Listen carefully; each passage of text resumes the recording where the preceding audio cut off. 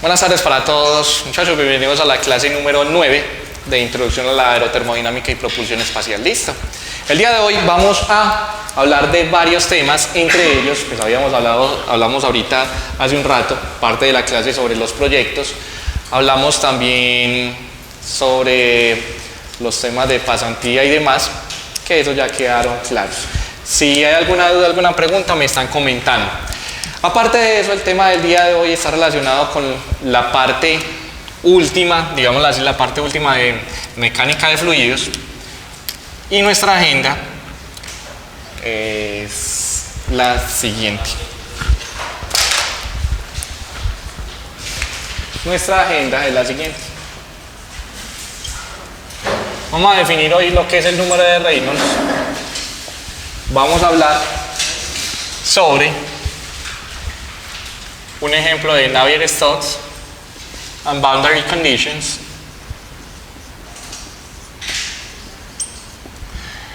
Number three, only example, boundary conditions, no more. Notes. ¿Alguna nota sobre Navier-Stokes? Listo. Nota sobre Navier-Stokes.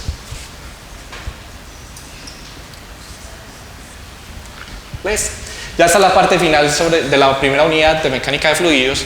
A partir de aquí hacemos el enlace con la aerodinámica y he escogido un ejemplo precisamente el más útil, el más práctico en términos de lo que queremos conseguir, en términos de lo que queremos hacer para poder dar el paso a la parte de aerodinámica. ¿Qué vamos a hacer en aerodinámica? Y de una vez les comento, de una vez les digo, van a conseguir una tabla de balso de espesor 3 o 4 milímetros y de largo puede ser unos 90 centímetros o de 1 metro.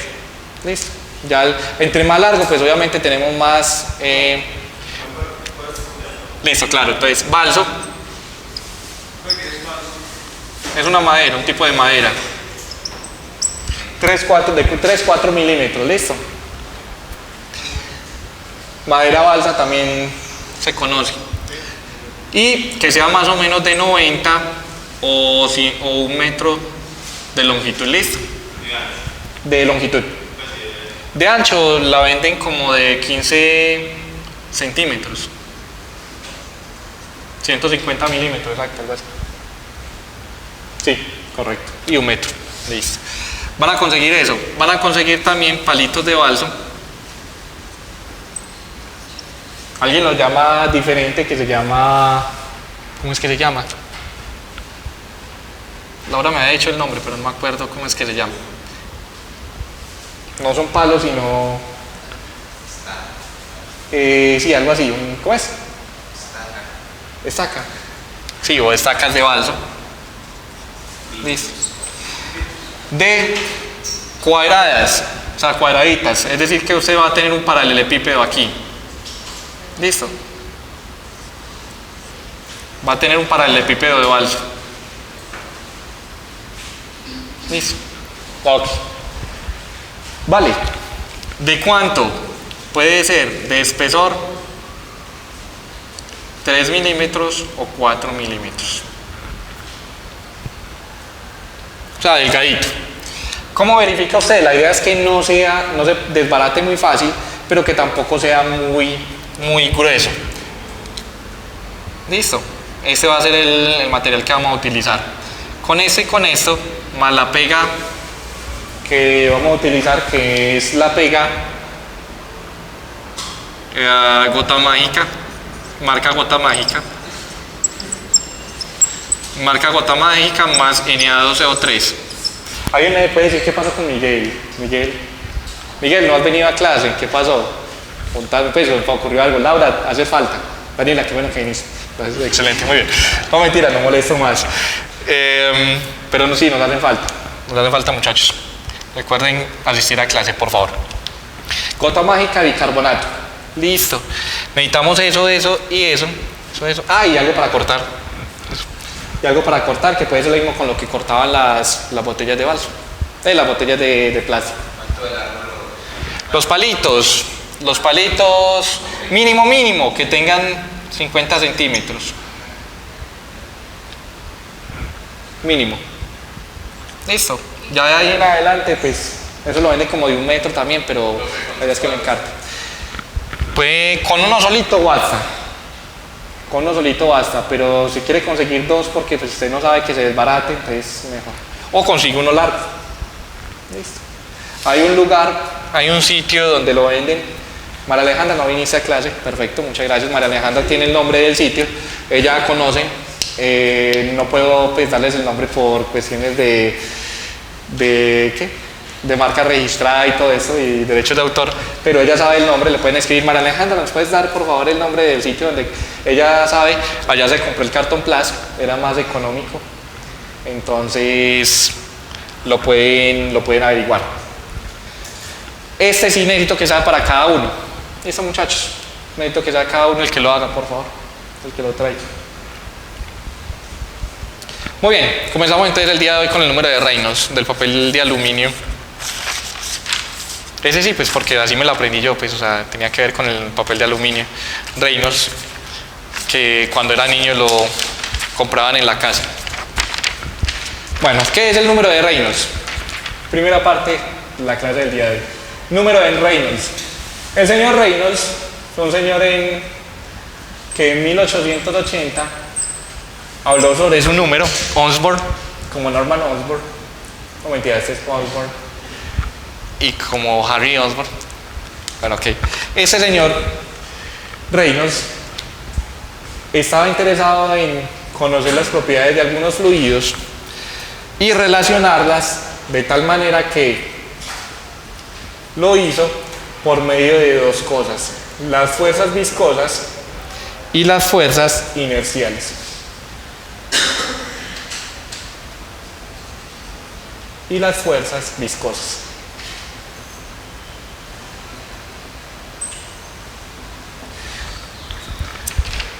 ¿Con qué están relacionadas las fuerzas inerciales? Básicamente con el movimiento del fluido, y las fuerzas viscosas con la viscosidad. O sea que esto tiene forma de las fuerzas inerciales, o sea, momento lineal y viscosidad. Obviamente momento lineal porque aquí va la velocidad. Listo, realmente es eso. Cada partícula tiene masa, entonces a eso se refiere. Y esa relación entre fuerzas viscosas y fuerzas inerciales puede escribirse como una velocidad promedio multiplicada por un diámetro y dividido por la viscosidad. ¿Las fuerzas viscosas cuáles son? Las fuerzas viscosas son obviamente las que tienen que ver con la viscosidad. En este caso la viscosidad dinámica o cinemática. Les dejo la pregunta. Y que puede escribirse de la siguiente manera. No lo voy a escribir ahí, lo voy a escribir aquí.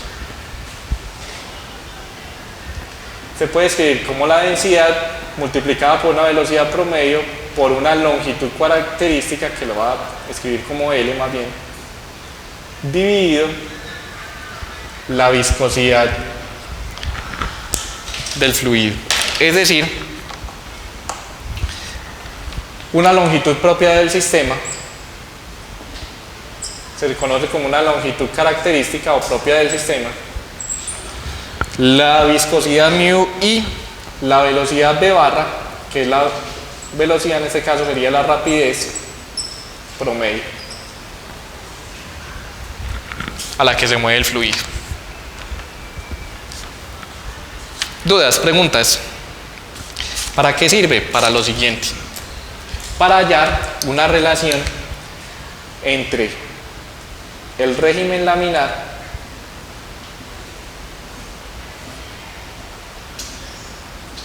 y el régimen turbulento.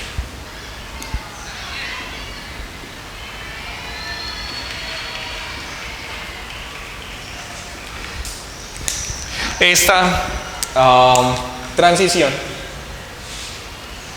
la dicta precisamente propiedades del sistema que tienen que ver con la geometría,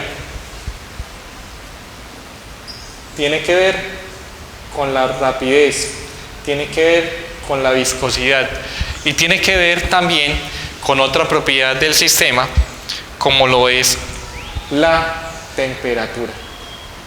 en el caso de que sea un líquido o un fluido que esté en contacto con una superficie, va a tener que ver con la temperatura de la superficie y la rugosidad, listo, para que no les olvide, la rugosidad de la superficie. Obviamente no escribe rugosity, pero se lo dejo ahí para que juegue un rato. ¿Dudas? ¿Preguntas? Dependiendo del sistema, puede ser, por ejemplo, 1500, 3600. Un Reynolds mayor que 3600. Un Reynolds menor que 1500. ¿Qué pasa en el régimen laminar? Usted puede tener en cuenta, o usted puede observar al fluido, lo puede concebir como un conjunto de capas paralelas que se mueven una sobre otra. Listo. En el flujo turbulento, las partículas se mueven de una manera caótica, más bien caótica no, desordenada tampoco, de una manera aleatoria, más bien. Es una manera más clara de definirlo. Las partículas se mueven de manera aleatoria.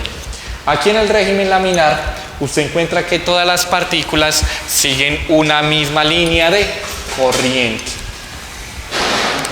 Listo, una misma línea de corriente. Ahora, en este régimen laminar se pueden definir muchas características, muchas propiedades, como lo habíamos dicho antes. Sin embargo, en la naturaleza, la mayor cantidad de cosas macroscópicas está más por el índice o por el tipo de régimen, tipo de movimiento de fluido con régimen turbulento. ¿Qué hay, por ejemplo, aquí en régimen laminar? Puede encontrar en el régimen laminar, por ejemplo, estructuras como el movimiento de, no sé, de una bacteria en un líquido o en alguna cosa. Que sea laminar cuando ponen algo aerodinámico. También, correcto. Exacto. Precisamente, efectivamente, precisamente lo que queremos discutir, en qué momento se puede tener un régimen laminar, para qué sirve, por qué se hace y en qué momentos es mejor un régimen turbulento y para qué. Listo. Eso se caracteriza, eso se tiene en cuenta por medio del número de Reynolds. Note lo siguiente. ¿Qué significa que el número de Reynolds sea de 1500? O que el número de Reynolds sea pequeño. Hagamos un ensayo. Un número de Reynolds pequeño, ¿qué significa? Significa que las fuerzas inerciales son ¿qué? Un número de Reynolds pequeño significa que las fuerzas inerciales son menores que las viscosas. Es decir, que prima ¿qué? Prima el movimiento inercial del fluido. Palabras más, palabras menos.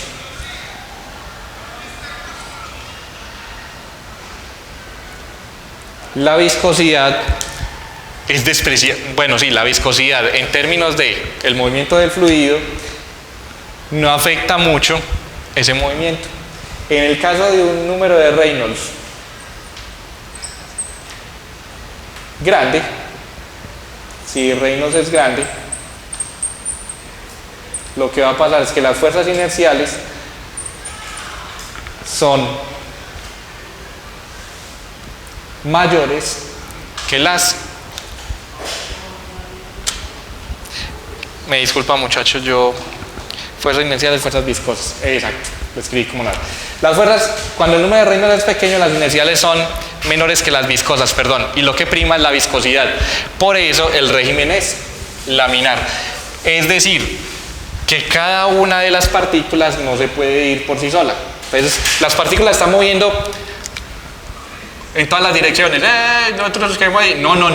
Como dice el profesor, no, venga papito, venga para acá. Listo, entonces, todas se van a mover a lo largo de una misma línea. ¿Por qué? Porque yo soy la viscosidad y yo quiero moverlas así. Listo. En el régimen turbulento no pasa. Prima las fuerzas inerciales, o sea, el movimiento de la partícula, de las partículas como tal. No prima las fuerzas viscosas, es decir, la viscosidad ahí sí es una cantidad que no tiene mucha importancia. ¿Y eso para qué nos sirve? Hombre, para lo siguiente, como decía Camilo Torres, ¿cierto? Tiene nombre de auditorio donde yo me gradué.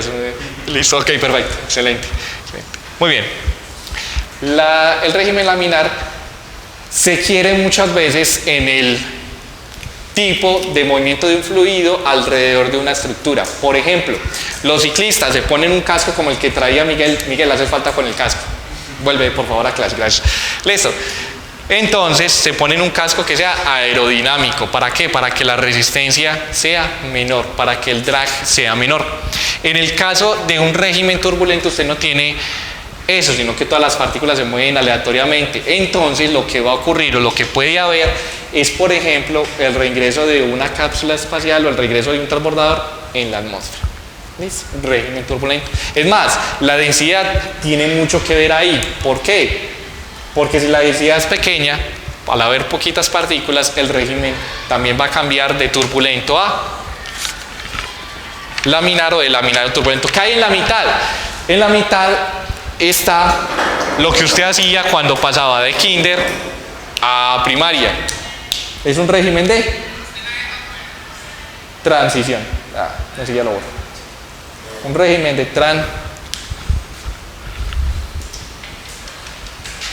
transición.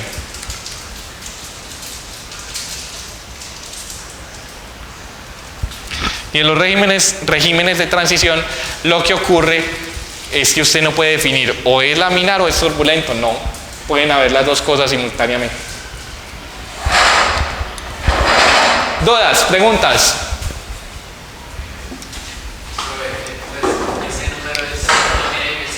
No tiene dimensiones. En aerodinámica y en fluidos en general aparecen números por todo. Por ejemplo, el número de Daniela. Eso siempre te tengo presente en clase. Eso, el número de Castrillón.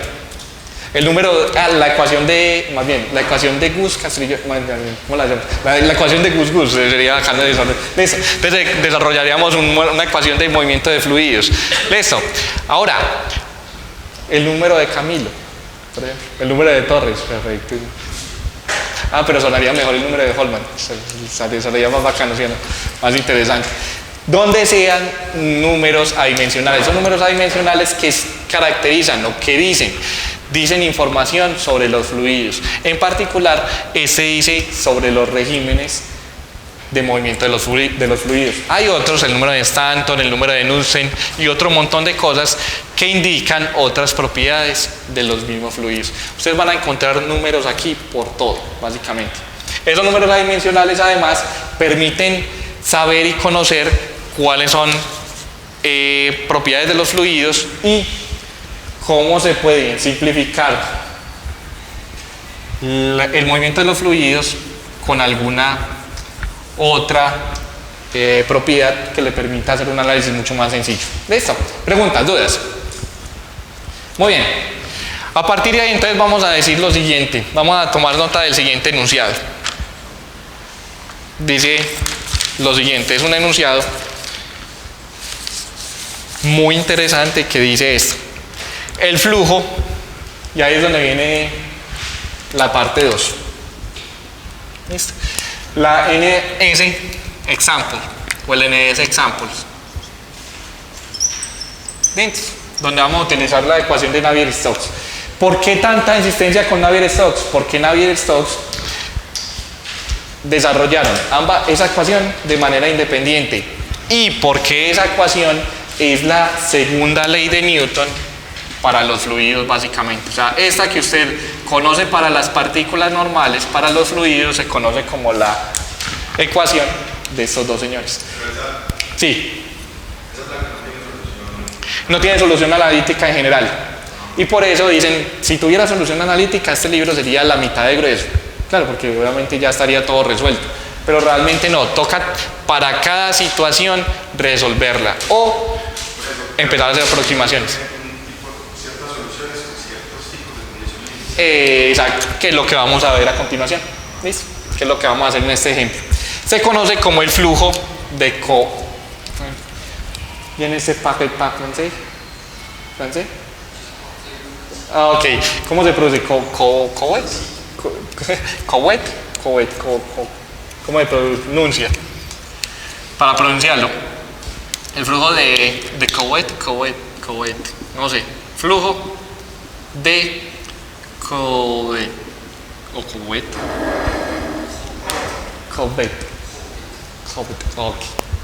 Ok, listo, perfecto. Listo. Curso de francés en 2 minutos. Listo, totalmente desarrollado. Flujo de Coet. Totalmente desarrollado. Totalmente desarrollado. O así en paisa, totalmente desarrollado. ¿Listo? Ok. Entonces, lo siguiente. Se tiene un flujo laminar estacionario. Se tiene un flujo laminar estacionario. Se tiene un flujo laminar estacionario. De un fluido newtoniano incompresible. De un fluido newtoniano incompresible.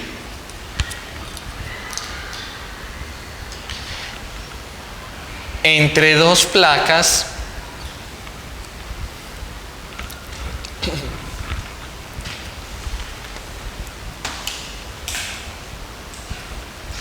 paralelas infinitas.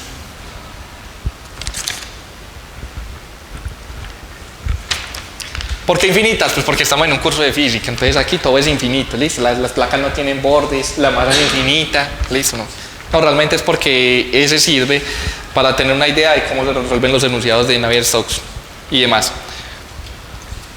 Punto seguido. O sea, es un flujo laminar estacionario de un fluido newtoniano incompresible entre dos placas paralelas infinitas. Determine el campo de velocidad, el campo de presión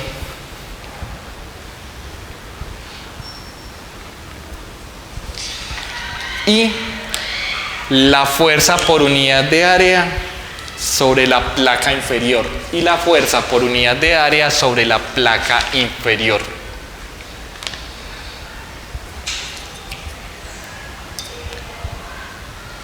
Considere únicamente la presión hidrostática más no fuerzas o presiones externas más bien. Considere únicamente la presión hidrostática más no una presiones o presiones externas. ¿Listo? Bueno, muy bien. Vamos resolviendo entonces, lo van resolviendo, yo voy a hacer el dibujo. Ustedes se encargan de resolver la ecuación, ya lo saben, ¿cierto? Ya saben cómo resolverla.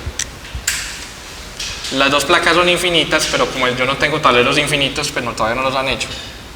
Entonces me toca dibujarlas como placas finitas.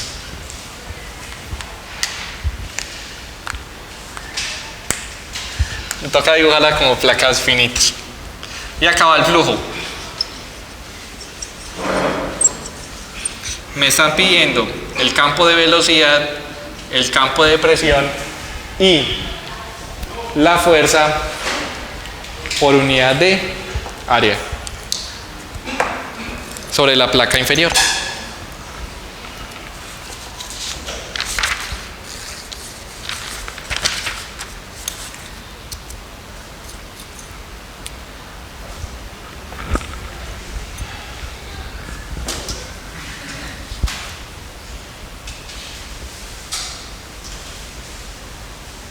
¿Cómo se resuelve? Hay un método del que habla mucho en algunos libros de ingeniería, en particular el que es la referencia nuestra, por ahora.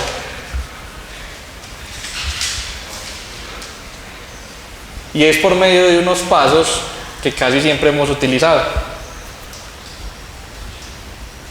pero que vamos a nombrarlos aquí como de una manera más exacta, y es la siguiente. ¿Cómo se resuelven los enunciados de Navier-Stokes? de la siguiente manera. Primero, vamos a tomar este como el eje X, este como el eje Y el eje Z viene hacia dónde? Saliendo del plano del tablero.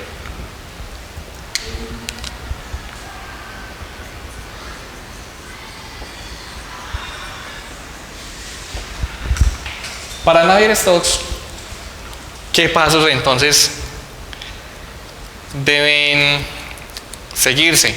Ya lo vamos a hacer. Primero, hay que recordar que la ecuación de Navier-Stokes es una ecuación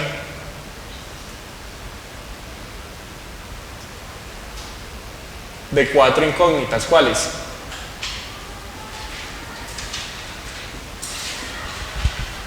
¿Cuáles son las incógnitas de la ecuación de Navier-Stokes? Velocidad en X, en Y, en Z y la presión. ¿Listo? Y la presión. ¿Cuántas ecuaciones hay? Hay 3 ecuaciones únicamente, por una para cada eje, más una adicional que es la ecuación de continuidad. Una adicional que es la ecuación de continuidad. Ahí están 4 ecuaciones, 4 incógnitas. ¿Qué relaciona? Recuerden, la densidad por la derivada de... ¿Qué? ¿Cómo es que se escribe? Derivada material de la velocidad respecto al tiempo. Es igual a menos el gradiente de presión más la parte de la aceleración gravitacional más la viscosidad, la divergencia de la velocidad. ¿Recuerdan? Esta es la parte que tiene que ver con el flujo. Básicamente es la aceleración del flujo. Recuerden que la aceleración, ¿qué es? ¿Cómo se escribía la aceleración con la derivada material? Como la derivada material de la velocidad respecto al tiempo, lo que era lo mismo que la derivada parcial de la velocidad respecto al tiempo más velocidad punto gradiente actuando sobre la velocidad. Y recuerdan que esta era la aceleración, ¿qué? Lo último que es velocidad punto gradiente. Divergencia de la velocidad. Divergencia, sí. Ah, Laplaciano. Perdón, sí, Laplaciano. Es que divergencia. Estaba pensando en la otra. Ese sí es. Estaba pensando en otra. ¿Listo? Ahora, esta es una aceleración local, Laplaciano de la velocidad, sí. Y esta es una aceleración que llamamos convectiva. Eso va incluido en la parte izquierda de la ecuación de Navier-Stokes. ¿Qué es la aceleración convectiva? Por ejemplo, cuando usted tiene una manguera, viene acá la manguera y tiene la boquilla de la manguera.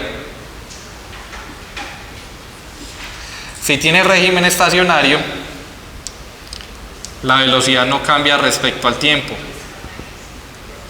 pero sí hay una aceleración, y esa aceleración responde o corresponde a esta aceleración convectiva. ¿Listo? La aceleración se produce ahí precisamente por el cambio de la velocidad. La partícula, una partícula tiene acá una velocidad y acá tiene otra. Como tiene velocidades diferentes, cuando veas el video te vas a dar cuenta de algo, listo. Tiene velocidades diferentes, entonces cambiar la velocidad, ¿qué significa? Que haya una aceleración. ¿Listo? Eso es lo que quiere decir. Y esta otra parte son los gradientes de presión, que son externos. Una fuerza externa. Otra fuerza externa, el peso. ¿Quién lo hace? La Tierra. Y una fuerza interna, que es la fuerza viscosa. ¿Qué quiere decir la ecuación? La ecuación de Navier-Stokes es la igualdad entre la aceleración y las fuerzas. La segunda ley de Newton. Una aceleración es proporcional a una fuerza. ¿Qué fuerza? Tanto fuerzas internas como fuerzas externas. Esta es externa, pero esta es interna. Eso es lo que me dice la ecuación de Navier-Stokes. Escrita de esa manera. Bonita. bonita. Fuerza viscosa. ¿Listo? La vamos a denotar como una fuerza viscosa, aunque en realidad yo la escribía como F-mu, para hacer la analogía de que es una fuerza que depende de la viscosidad, o que son las fuerzas relacionadas con la viscosidad. Más dudas, más preguntas.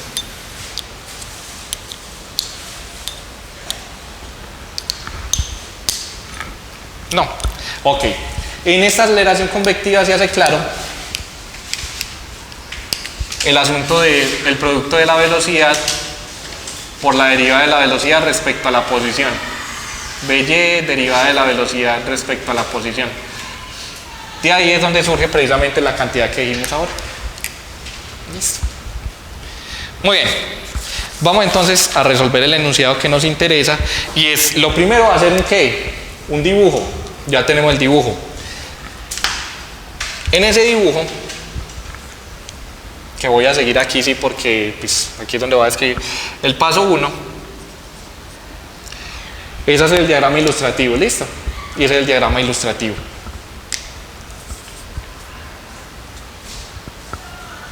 ¿Qué nos están dando?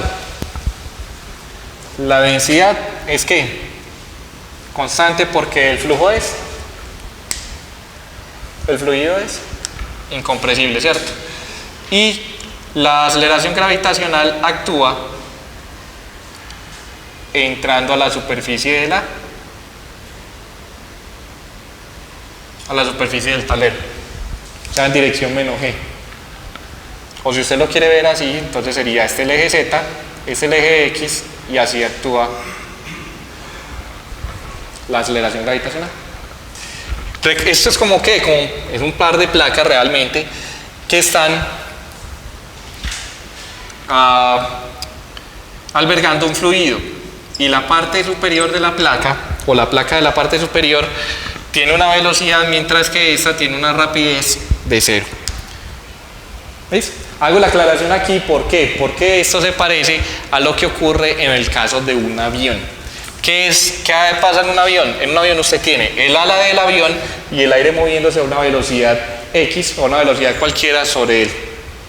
Entonces va a tener mucha información sobre cómo van a volar los aviones. Entonces, de las suposiciones, ¿cuáles tenemos? Las siguientes. ¿Qué es? Una placa infinita en X. Paso 2. Hacer suposiciones. Ahora, a diferencia de algunas cosas en la vida, aquí sí se hacen suposiciones. Por ejemplo, que tiene una placa infinita. Placa infinita, de longitud infinita, en X. Sí, y en Z, contame. Es el nombre del flujo, el tipo de flujo del enunciado que estamos desarrollando, que es un ejemplo. ¿Listo? Se conoce así como flujo de cohete. ¿Listo? Totalmente desarrollado. Aparte, es un flujo estacionario.